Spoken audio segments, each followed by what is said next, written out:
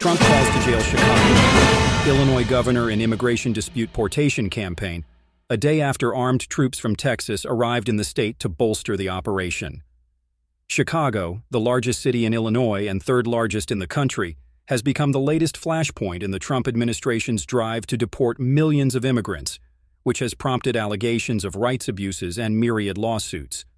The operation is being led by U.S. Immigration and Customs Enforcement, IC, whose masked agents have surged into several Democratic-led cities to conduct raids, stoking outrage among many residents and protests outside federal facilities.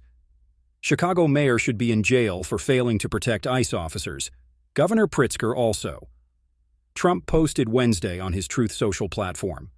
Local officials argue that city and state law enforcement are sufficient to handle the protests, but Trump claims the military is needed to keep federal agents safe, heightening concerns among his critics of growing authoritarianism.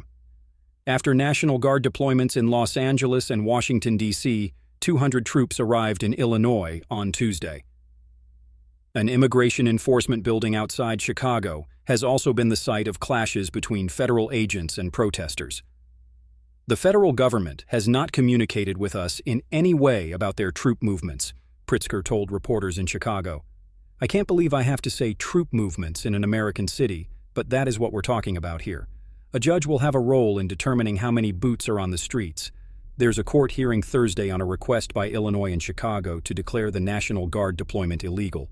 Stand up and speak out. Trump's attacks on Chicago Mayor Brandon Johnson and Illinois Governor J.B. Pritzker, both Democrats, follow similar extraordinary public calls by the president for his political opponents to face legal charges.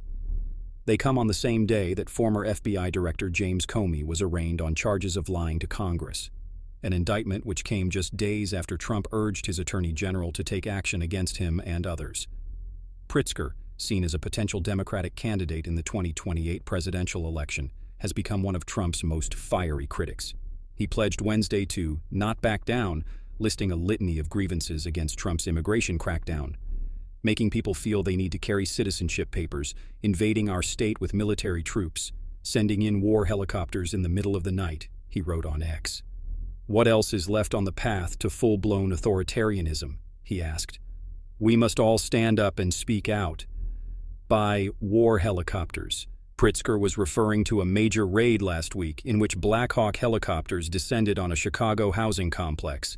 Dozens of people were arrested in the surprise operation, according to the Trump administration.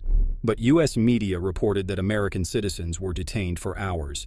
Mayor Johnson has since announced ICE-free zones where